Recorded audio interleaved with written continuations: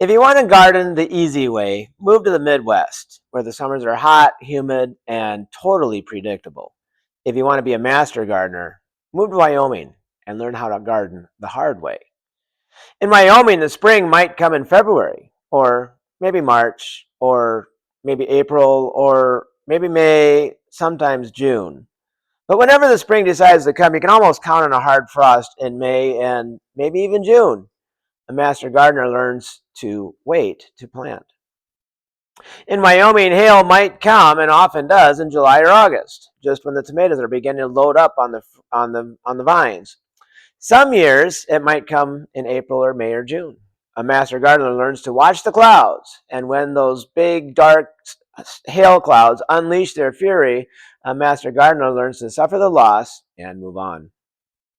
The summers may not be overly hot in Wyoming, but at the higher elevation, the sun can sure bake the ground.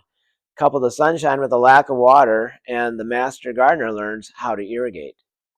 Take a drive through Wyoming, and what native plant do you see? Grass, clinging tightly to a little bit of topsoil lest it blow away.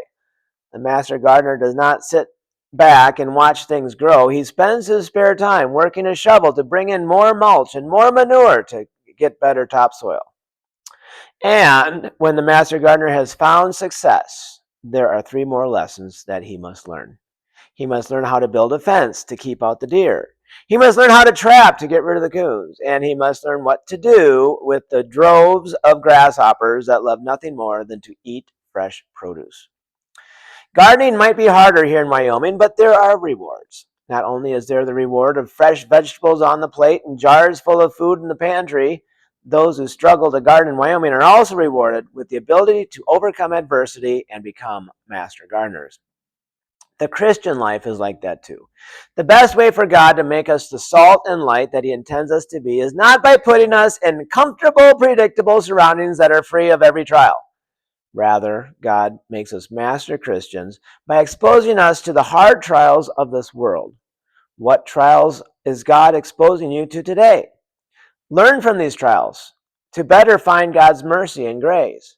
And when you have overcome the trials and reap the rewards of the harvest, be sure to thank God for the lessons He used to make you a master Christian.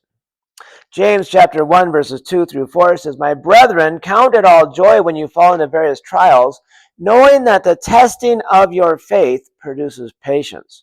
But let patience have its perfect work, that you may be perfect and complete, lacking nothing."